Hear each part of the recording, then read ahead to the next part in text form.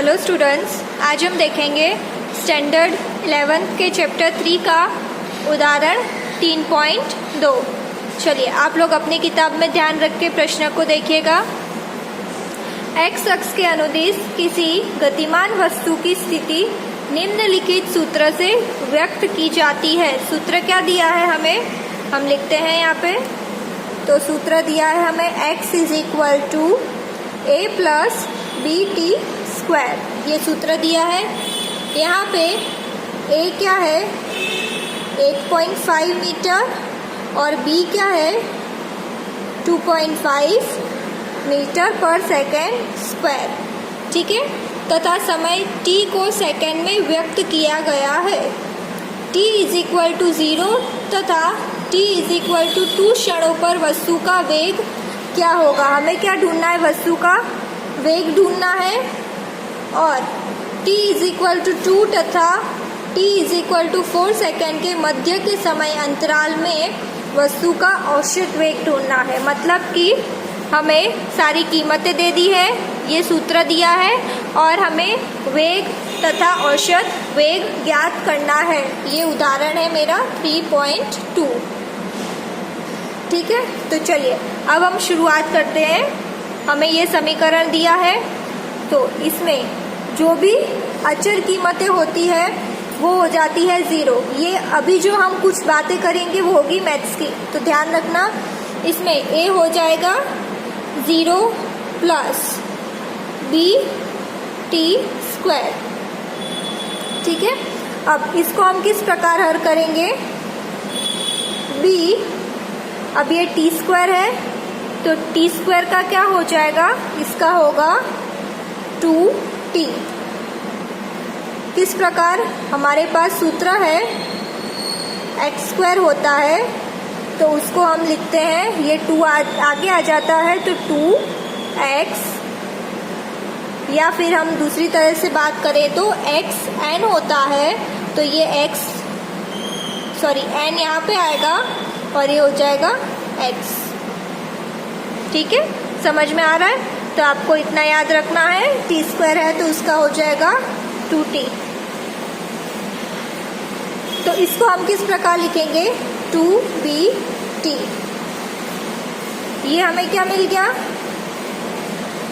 x, b की कीमत हमें दी है 2.5 तो 2 गुणा 2.5 t, तो x मिला मुझे 5.0 t हो गया, मात्रक हो गया इसका मीटर पर सेकेंड, ठीक है। तो x हमने अभी निकाला। अब हमें पूछा है प्रश्न में, आप अपना प्रश्न देखिए, t इज इक्वल टू 0 और t इज इक्वल टू 2 पर वेग निकालना है। तो अगर मैं t 0 लेती हूँ तो x क्या होगा, 0 होगा, क्योंकि यहाँ पे 0 रखोगे तो 0 गुणा 5 0 होगा।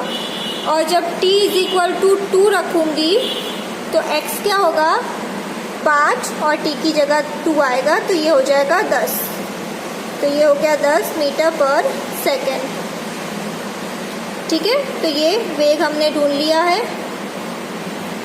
अब हम बात करेंगे औसत वेग की।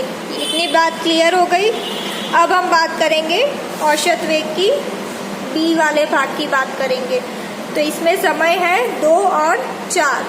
तो सबसे पहले तो हम सूत्र लिखेंगे, औसत वेग is equal to x t2 minus x t1 upon t2 minus t1। चलिए ये हमने लिखा है। अब यहाँ पे देखिए x t2 आपके पास कितना है 4.0 माइनस x t1 है 2.0 और नीचे आएगा 4.0 माइनस 2.0, क्योंकि हमें कीमत दे दी है t2 और t1 की, तो इस प्रकार होगी। अब देखिए क्या होगा, हमारे पास सूत्र क्या दिया है, x is equal to a plus b t square है। तो x के सूत्र में जहाँ जहाँ t है वहाँ 4 रखना है। तो यहाँ पे क्या लिखेंगे, सबसे पहले a प्लस b और यहाँ पे t का स्क्वायर मतलब 4 का स्क्वायर क्या होगा 16। समझ में आया? माइनस, अब यहाँ पे जहाँ टी होगा वहाँ 2 रखना है, तो a प्लस b टी का स्क्वायर मतलब 2 का स्क्वायर कितना होगा? 4। इतना समझ में आया? और नीचे 4 माइनस 2 क्या होगा? 2.0। ये चीज़ समझ में आ गई। अब हम क्या करेंगे, ब्रैकेट को खोल देंगे, a plus 16b minus a minus 4b, ये माइनस है तो माइनस प्लस माइनस होगा, plus a minus a cancel, और नीचे क्या है? 2.0। तो क्या बचा? 16 माइनस 4, 16 में से 4 गया तो 12b अपॉन 2.0, तो 2 6 12, तो ये मुझे कितना मिला? 6b। ठीक है, अब b की कीमत कितनी है? 6 गुणा 2.5, तो ये हो जाएगा मेरा 15 मीटर पर सेकेंड। समझ में आ रहा है? तो हमें सबसे पहले वेग पूछा था, पहले हमने वेग निकाल लिया, फिर निकाला औसत वेग।